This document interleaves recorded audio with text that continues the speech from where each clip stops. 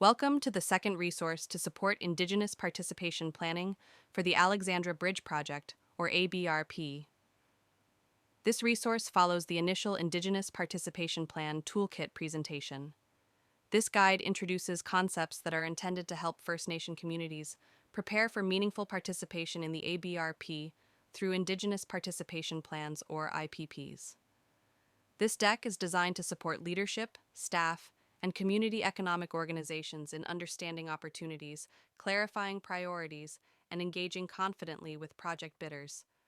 The goal is to ensure participation reflects each nation's values, capacity, and long-term vision, not just the needs of the project. This guide is organized into 4 key sections that identify elements that require preparation to effectively participate in IPPs. The first section, Foundation and Governance, focuses on clarifying leadership roles, decision-making authority, and how the community expects to engage with bidders and proponents. The second section, Readiness and Self-Assessment, helps communities understand their current strengths, assets, and capacity gaps before engaging with bidders. The third section, Business and Procurement Readiness, looks at how Indigenous businesses and economic development entities can prepare for procurement opportunities and align with community priorities.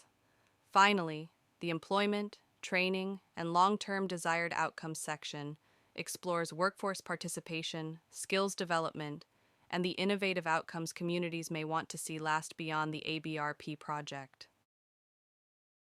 Strong Indigenous participation plans are built on clear governance, defined roles, and respectful engagement processes within the nation. This section focuses on preparing leadership, departments, and economic entities to coordinate internally, clarify decision-making authority, and set expectations before engaging with project bidders. Establishing this foundation early helps ensure participation is intentional, well-governed, and aligned with the nation's rights, values, and priorities. Defining internal processes early will help the community clearly define leadership roles, decision-making authority, and both economic and rights-based objectives, resulting in an IPP engagement expectations document that guides respectful, consistent, and effective relationship building with project bidders. For Indigenous participation plan work on the Alexandra Bridge Replacement Project, it's important that the community designates a SPOC, or a single point of contact, to coordinate all bidder engagement. While multiple departments and leadership contribute to priorities and decision-making, having one lead, typically the Economic Development Officer, helps manage timelines, track requests, and ensure consistent messaging. This approach reduces confusion, protects staff capacity, and ensures bidders receive clear, accurate direction, while the community maintains control over how information flows and decisions are made.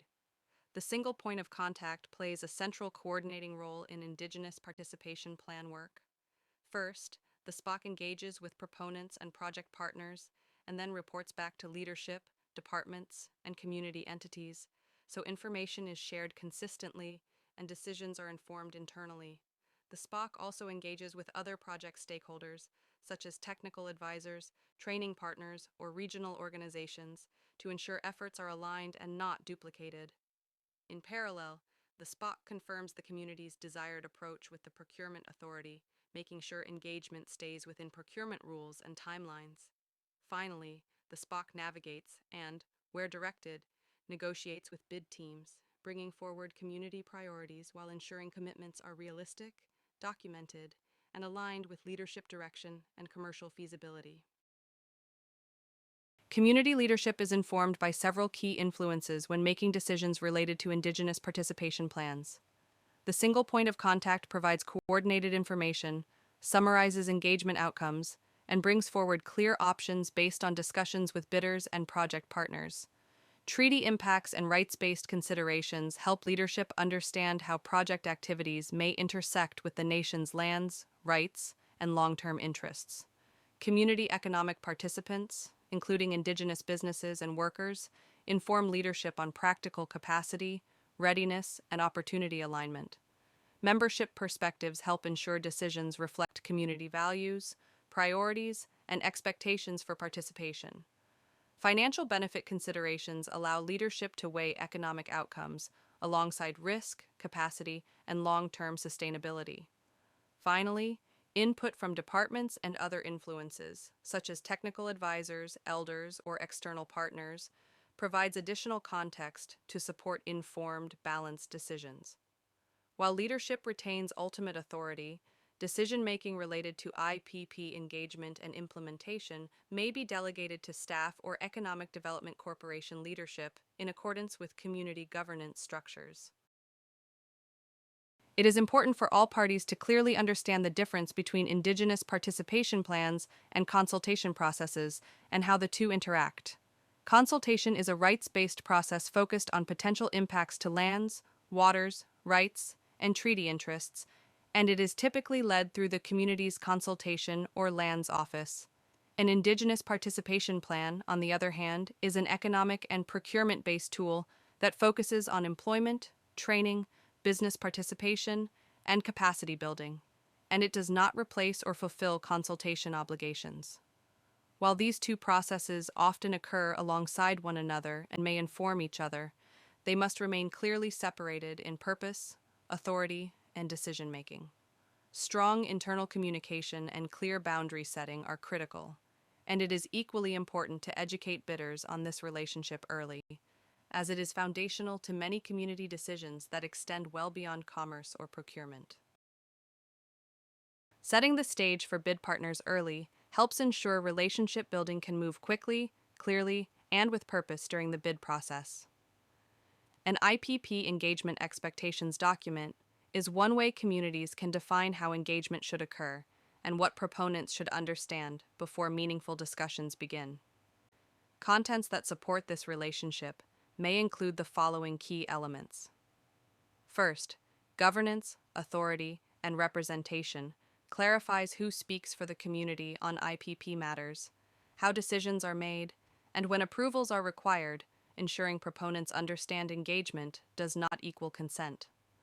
Second, separation of IPP and consultation clearly distinguishes economic participation from rights-based consultation, explaining how the two may run alongside each other without being interchangeable or substituting for one another.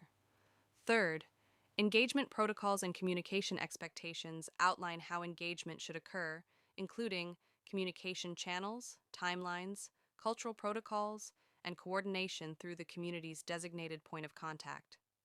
Fourth, information sharing, confidentiality, and use of community input sets expectations for how community information may be used in bid materials. Fifth, capacity funding and participation supports identifies the resources required for meaningful participation, including staff time, technical review, and advisory support, recognizing that effective engagement requires appropriate resourcing. Finally, accountability, follow-through, and ongoing relationship defines expectations for documenting commitments, monitoring outcomes, reporting back to the community, and maintaining the relationship beyond the bid stage. Together, these elements form an IPP engagement expectations document that supports clear, respectful, and efficient relationship building with bidders, helping ensure Indigenous participation plans reflect community priorities, capacity, and long-term interests. Effective participation in an Indigenous participation plan begins with a clear understanding of a community's current strengths, capacities, and gaps. This section supports First Nations in assessing workforce readiness, business capacity, governance structures, and available assets in a practical and honest way. Completing this process helps communities engage with bidders confidently, set realistic expectations, and identify where training or capacity building support is needed. This section outlines the importance of mapping community assets, developing a clear workforce inventory, and intentionally reviewing project-specific opportunities. Readiness also requires communities to clearly define their desired asks related to capacity building and procurement, so engagement with bidders is informed, strategic, and aligned with community priorities. Asset mapping is a practical way for the community to clearly understand and communicate what it brings to the project before engaging with bidders on Indigenous participation plan opportunities. The first step in asset mapping is identify asset categories. This means confirming which assets will be included, such as people and skills, Indigenous-owned businesses, facilities, equipment, lands, and partnerships, and ensuring those categories align with the project scope and potential IPP opportunities. Next is gather information across the community. Information should be collected from economic development, employment and training, education, lands, and consultation departments, using existing lists, directories, and data wherever possible to avoid duplication and reduce workload. The third step is validate assets through internal discussion. This involves holding a staff or leadership session to confirm the accuracy and completeness of the asset list, identify underutilized assets, and distinguish between what is ready now and what has future potential. The fourth step is document assets in a usable format. Assets should be recorded in a simple, updatable format, such as a spreadsheet or inventory that can be easily referenced during engagement with bidders. Finally, prioritize assets for project relevance. This step focuses on identifying which assets are immediately applicable to the project and which will require further development, helping guide conversations about capacity building and procurement opportunities. Together, this asset mapping process gives the community a clear, evidence-based understanding of its strengths and opportunities, supports more focused IPP discussions, and helps ensure Indigenous inclusion is practical, realistic, and aligned with community capacity and long-term goals. Developing a workforce inventory helps the community clearly understand who is available to work now, who may be available with training, and how employment opportunities can be realistically aligned with the project. The first step is identify workforce categories. This involves confirming which roles will be included in the inventory, such as trades, general labor, administrative, technical, environmental, or professional positions, and ensuring these categories align with the project scope and IPP employment opportunities. Next is gather workforce information. Information should be collected through employment and training offices, education departments, community programs, and existing databases to understand interest levels, experience, and current availability. The third step is assess availability and readiness. This step focuses on identifying who is ready to work immediately, who may be available at a later stage, and who would require training, certification, or other supports before participating. The fourth step is document the workforce inventory. Workforce information should be recorded in a clear, updatable format such as a spreadsheet or database that can be easily referenced during engagement with bidders and updated as conditions change. Finally, align the workforce inventory with project opportunities. This involves matching workforce capacity to specific project roles and timelines and using identified gaps to guide conversations with bidders about training plans, hiring strategies, and capacity building supports. A well-developed workforce inventory allows the community to engage with bidders from a position of clarity and realism, supports stronger and more achievable employment commitments within IPPs, and helps ensure Indigenous participation, contributes to long-term skills development and community benefit beyond the life of the project. Once the community has a clear picture of its assets and workforce, the next step is to identify where capacity gaps exist and how those gaps align with project opportunities. This process helps move the conversation from what the project needs to what the community can realistically participate in, and where support is required. We begin with direct labor opportunities. This looks at roles that community members can step into immediately, helping identify where existing capacity meets project demand and where gaps may limit participation. Next are skills development opportunities. This focuses on roles that could be accessible with training, certification, or mentorship, highlighting where targeted investment could unlock future participation. The third area is workforce availability. This examines when people are available to work, for how long, and at what stage of the project, helping identify timing-related gaps rather than skill-based ones. We then consider workforce needs. This looks at the specific types of workers the project requires and compares them against community capacity to identify mismatches that may need creative solutions or phased approaches. Finally, we look at other unique opportunities. These may include culturally informed roles, community-led supports, environmental monitoring, or other opportunities that are not always captured in standard labor categories, but are important to the community. Together, these areas help the community clearly understand where capacity exists, where gaps remain, and how those gaps connect to real project opportunities. This understanding directly informs the next step, clearly defining the community's asks of the bidder, including training, hiring approaches, timelines, and capacity building supports needed to enable meaningful participation.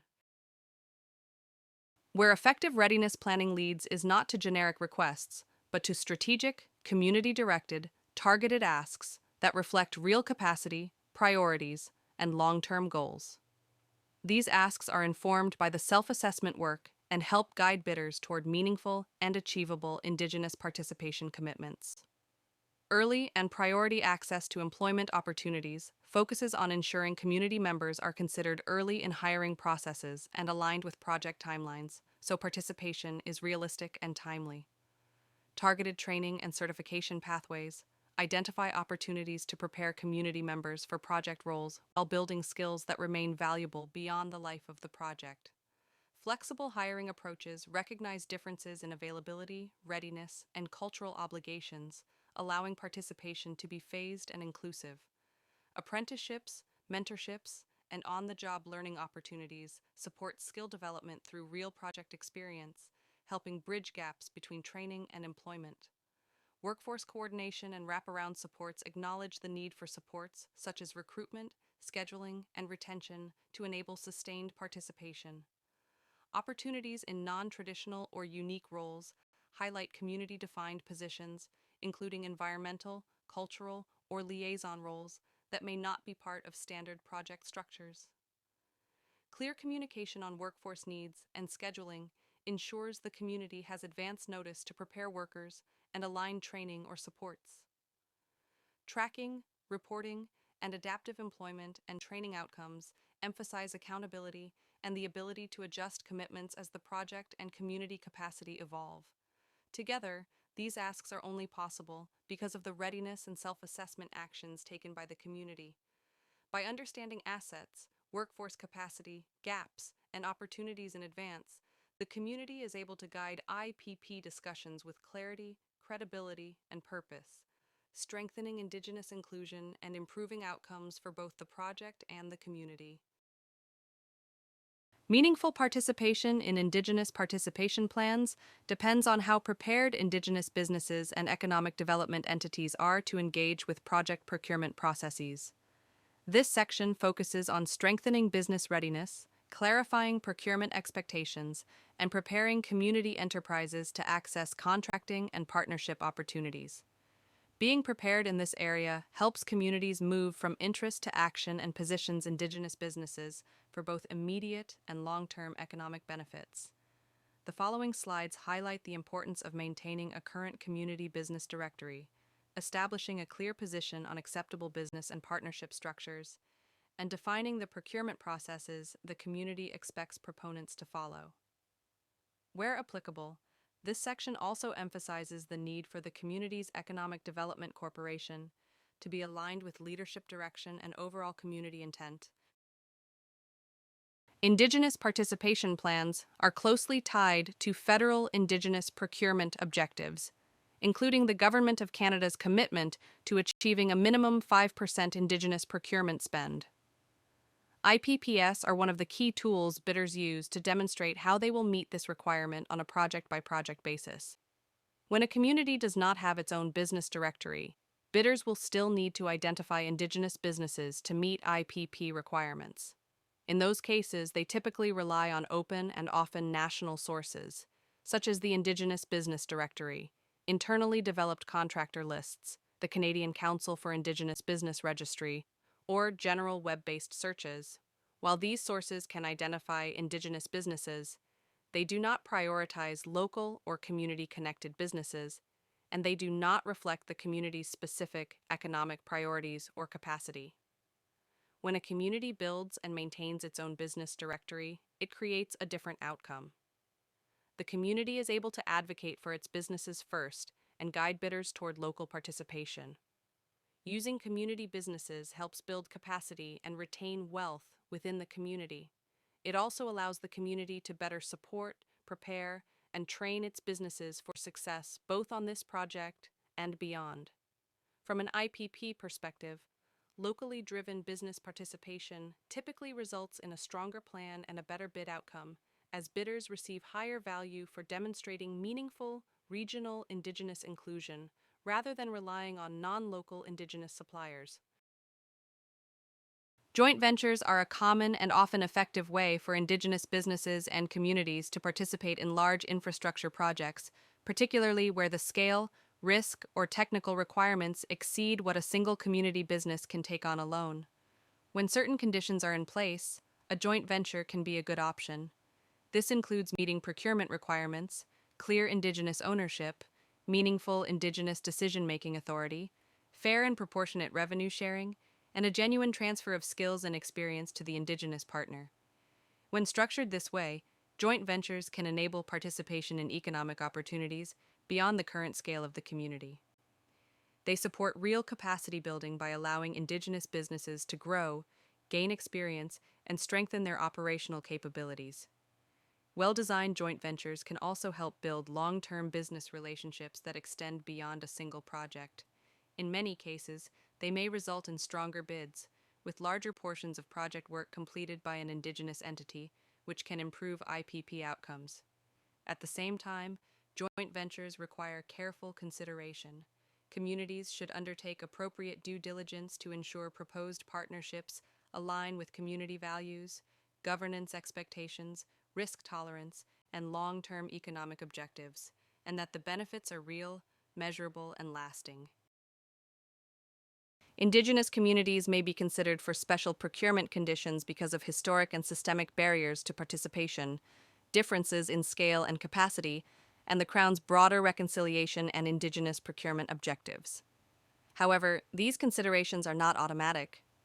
Communities must clearly and explicitly identify the need for special terms during engagement with bidders and procurement authorities so they can be appropriately reflected in Indigenous participation plans. One possible special condition is early notice of procurement opportunities, which gives communities and their businesses the time needed to prepare, secure insurance, pursue training, or form partnerships. Another is unbundling of contracts, which breaks large scopes of work into smaller packages that are more accessible to Indigenous businesses and better aligned with local capacity. Communities may also request transparent procurement processes, including clarity on how Indigenous participation is considered, how decisions are made, and how outcomes are communicated.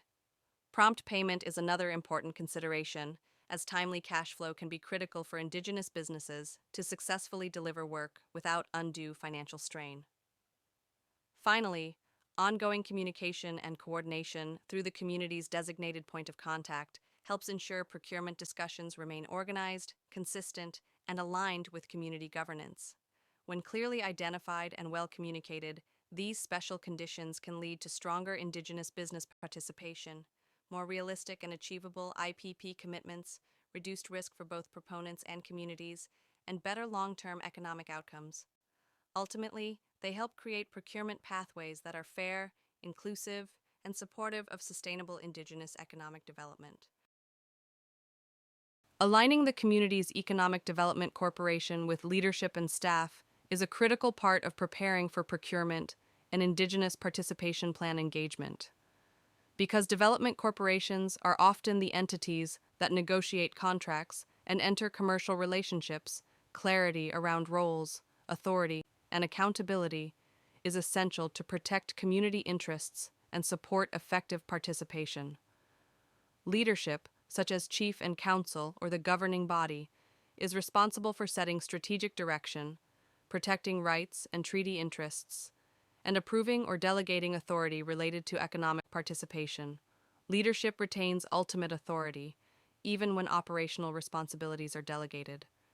Community staff, including the Economic Development Officer and designated single point of contact, are responsible for coordinating engagement, managing information, supporting negotiations within their mandate, and bringing clear options and recommendations forward for decision-making. The Economic Development Corporation is typically responsible for leading commercial discussions, negotiating business arrangements, managing risk, and, where authority has been delegated, entering into contracts or joint ventures on behalf of the community. When these roles are clearly defined and aligned, the community is able to move efficiently, speak with one voice, and engage bidders with confidence and credibility. Procurement readiness depends on this alignment. Clear governance, defined authority, and coordinated action are foundational to successful Indigenous participation plans, helping ensure opportunities are realized, risks are managed, and economic benefits flow back to the community in meaningful and lasting ways. The Employment, Training, and Desired Long-Term Outcomes section focuses on how communities translate participation in a project into meaningful opportunities for their people, both now and into the future. This section prioritizes identifying the right skills and training pathways for community members, supporting workforce development and retention, and creating clear entry points for youth and students. It also encourages communities to think beyond the life of the project and identify innovative long-term outcomes that build lasting capacity, resilience, and opportunity for future generations. Effective skills and training pathways are those that reflect community readiness, connect directly to employment opportunities, and build capacity beyond a single project. When engaging with IPP bid partners, communities should be intentional about which training investments will deliver the greatest long-term value. First, communities should prioritize transferability beyond the project. This means focusing on skills and certifications that remain valuable after the project ends and support continued employment in construction, infrastructure, operations, or related sectors. Second is alignment with community workforce readiness. Training pathways should match current skill levels and realistic timelines, with a mix of entry-level training, upskilling, and more advanced pathways so participation is inclusive and achievable. Third, there must be a clear connection to real employment opportunities. Training should be directly tied to job placements, apprenticeships, or on-the-job experience on the project, rather than standalone programs with no employment outcome. Finally, communities should consider capacity building for long-term economic goals. Training investments should support broader objectives, such as developing future supervisors, technical specialists, or business leaders who contribute to community economic resilience over time. By prioritizing skills and training pathways in this way, communities can guide IPP partners toward commitments that are practical, measurable, and beneficial well beyond the life of the project. Indigenous participation plans are not only about filling jobs on a single project, but they are also a tool to help build a workforce that is ready for both the project at hand and future opportunities. When used intentionally, an IPP can support community members at every stage of the employment cycle. At the outreach and recruitment stage, IPP contributions may include early notice of hiring needs, community-based recruitment, information sessions, and targeted outreach to members, helping ensure opportunities are visible and accessible. During screening and readiness assessment, IPPs can support pre-screening, job readiness assessments, safety orientations, and assistance in meeting basic employment requirements, reducing barriers to entry. At the training and placement stage, IPPs may include job-linked training, certifications, apprenticeships, paid work placements, and on-the-job learning opportunities that connect training directly to employment. For retention and on-the-job support, IPPs can contribute mentorship, coaching, cultural supports, flexible scheduling, and coordination with supervisors to help workers succeed and remain employed. Finally, during advancement and transition, IPPs can support pathways to higher skilled roles, provide references and transferable credentials, and assist workers in transitioning to future employment beyond the project. By understanding this full employment cycle, economic development professionals can plan, identify where supports are needed, and clearly communicate these priorities to bidders. This preparation helps proponents design stronger IPPs and ensures workforce commitments are realistic, coordinated, and beneficial for the community over the long term. Through Indigenous participation plans, communities and bidders can work together to support youth and students with early exposure, hands-on experience, and pathways into future careers. This is an important opportunity to intentionally include the next generation in project participation. Starting with career awareness and exposure, IPP initiatives may include career presentations, site visits, job shadowing, and community information sessions that help youth understand what roles exist and how to prepare for them. For apprenticeships and entry-level placements, IPPs may include apprenticeship opportunities, trainee or helper positions, and entry-level project roles that allow youth to gain real work experience early in their careers. Through internships, co-ops, and summer employment, IPPs may support paid internships, co-op placements, and summer jobs that align with students' education and career interests. Mentorship and coaching opportunities may include one-on-one mentorship, peer or group coaching, and support to help youth and students navigate workplace expectations and build confidence. Finally, education and training pathway support may include assistance with certifications or credentials, safety training, access to tools.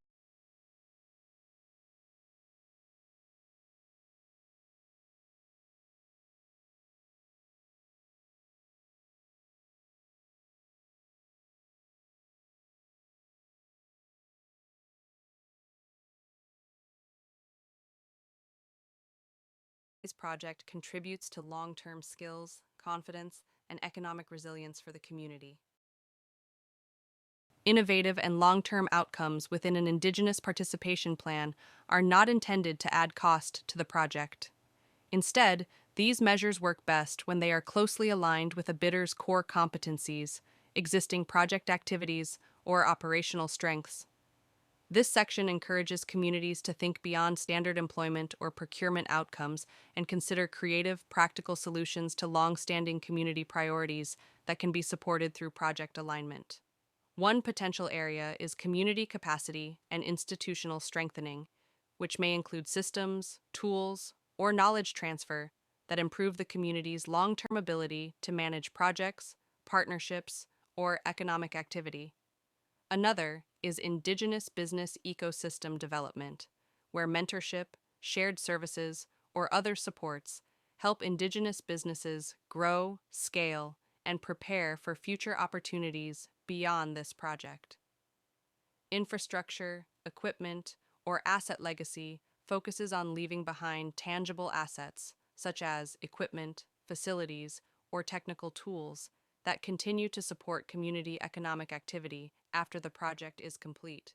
Community-led environmental, cultural, or stewardship initiatives may include Indigenous-led monitoring, stewardship programs, or cultural protection activities that align with project needs and community values.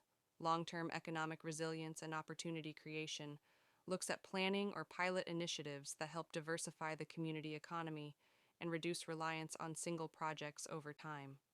Finally, other unique measures recognize that some of the most meaningful outcomes are community-inspired and jointly developed with bid partners.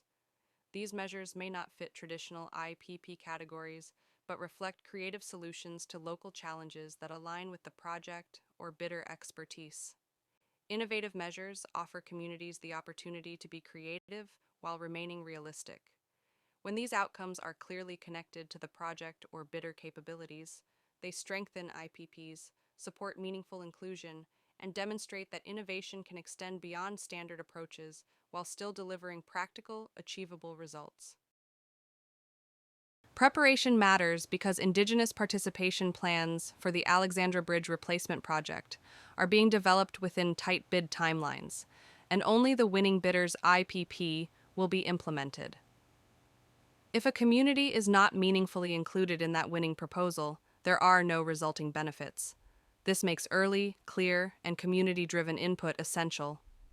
By helping bidders understand local priorities, capacity, and realistic opportunities, communities also help proponents achieve stronger IPP scores and more competitive bids. When communities prepare in advance, they move from reacting to proposals to actively shaping them. Stronger bidder proposals lead to higher quality IPPs, better outcomes on this project, and position the community for future infrastructure opportunities beyond the Alexandra Bridge replacement. Taken together, this guide is intended to support successful participation in not only the ABRP, but other infrastructure projects as well.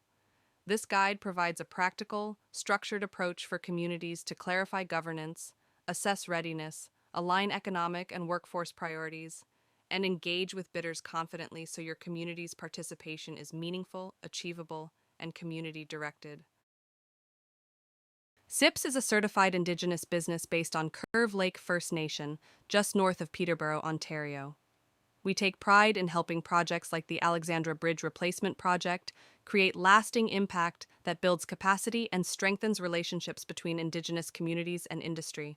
We are here to support the ABRP Indigenous Participation Plan when and however needed. Let us know how we can support your efforts for the best IPP outcomes.